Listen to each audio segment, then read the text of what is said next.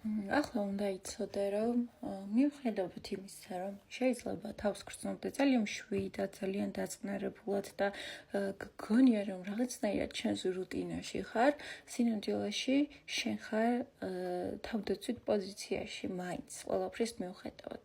შენს გარშემო არის სიმშვიდე, ყველაფერი რიგზეა, რაღაცნაირად ძალიან წყნარად მშვიდად მიედინება ყველაფერი, მაგრამ თითქოს შენ გაქვს ნდობის პრობლემა ადამიანების მიმართ, გარესამყაროს მიმართ და მუდმივად იცავ თავს ამ თავდაცვის ენერგიას ძალიან და უბრალოდ ამ თავდაცვის პოზიციას ძალიან დიდი ენერგია მიაქვს შენგან და თუ გაქვს შეგრძნება რომ აი არაფერს არ ვაკეთებ ისეც და სად მიდის ჩემი ენერგია, რატო ვიღლები ასე სწრაფად და რატო არ გამომდის რაღაცები, მიზეზი არის ის, რომ შენ ხარ თავდაცვის პოზიციაში, მაშინ როდესაც შენს გარშემო საფრთხე არ არის.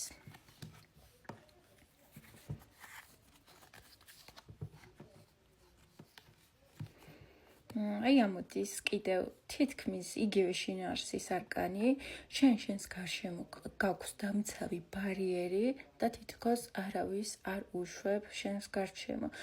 შესაძლოა მის მიზეზი ის არის, რომ აქამდე არ გქონდა ენერგეტიკული დაცვა, არ იცოდი როგორ დაგვეცვა შენი ენერგიები, არ გქონდა პირადი საზღვრები, მაგრამ ახლა თითქოს ეს ყველაფერი უკვე გაქვს. ნახე, აი ეს წრე გარშემო თითქოს არის ის, რაც ამ ადამიანს იცავს, მაგრამ მას მაინც აქვს კიდევ ერთი ხელოვნური ბარიერი შექმნილი ამ ხმების საშუალებით, ხო? არადა მასში არის ის ენერგეტიკა, რომ აღარ ჭირდება ეს გარეგანი დაცვა და შეუძლია, რომ უფრო ღია იყოს გარესამყაროს მიმართ, უფრო თავისუფალი, შეუძლია უფრო მეტი მოძრაობა, გადაადგილება და უფრო მეტად დინამიური ცხოვრება გქონდეს, მაგრამ ის მაინც იცავს თავს, რადგან არ ენდობა თავის ძალას, თავის დაცულობას და თავის ენერგიებს, რომელშიც ახლა არის. და ეს ორმაგი დაცვა თითქოს ორმაგად ფიტავს მას და ღლის. სამყარო გეუბნება, რომ თუ გინდა ამ მდგომარეობიდან გამოხვიდე, ნახე, აი აქაც შაროვანდედივით ადგას თითქოს, რომელიც არის ცარიელი, ხაზია უბრალოდ და აქაც არის იგივე შაროვანდედი, ოღონდ არის სავსე, ხო? და ის ისავსე მოაქვს, რომ მის გარშემო დამცავ ბარიერს კი არა, ისეთ რაღაცებს იზიდავს უკვე ეს ადამიანი ცხრიან თასებში, სადაც არის უფრო მეტი სისავსე ემოციების, მეტი სიამოვნება. შესაძლოა ეს იყოს ჰობი, რომელთაც არის ეს ადამიანი დაკავებული, ადამიანები, რომლის მიმართაც ძალიან კარგი ემოციები გააჩნია და მათგანაც ძალიან კარგი ემოციურ მუხტს იღებს. ეს არის მეგობრების წრე და ეს არის რაღაც სასიამოვნო სიტუაციები, რომელსაც ეს ადამიანი ქმნის თავის გარშემო. და ეს ადამიანი უკვე აღარ არის თავდაცვის პოზიციაში, არამედ ის თავის გარშემო იკრიბავს ისეთ რაღაცებს, რასაც მისთვის მოაქვს ბედნიერება, სიმშვიდე, კმაყოფილება და სიამოვნების განცდა. და შენც ხარ უკვე იმ ენერგიებში, სადაც შეგიძლია, რომ შენს გარშემო ხდებოდეს ძალიან ბევრი სასიამოვნო რაღაც, რაც შენ მოგიტანს ბედნიერებას და სისავსის შეგრძნებას. და გაქვს მზაობა რა, რომ უკვე აი ამ ენერგიებში გადახვიდე.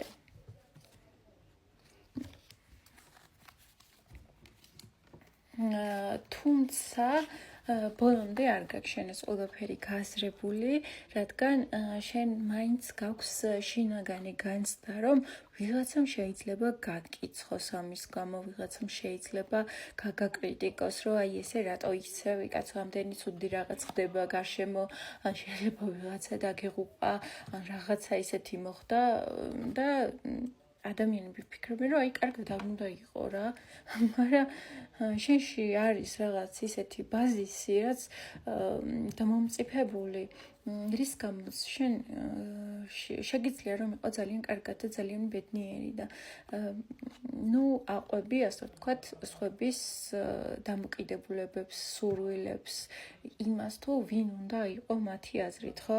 თავად გადაწყვიტე, ვინ გინდა იყო და დაიწყე ცხოვრება ისე, როგორც შენ ჩათვლი საჭიროდ.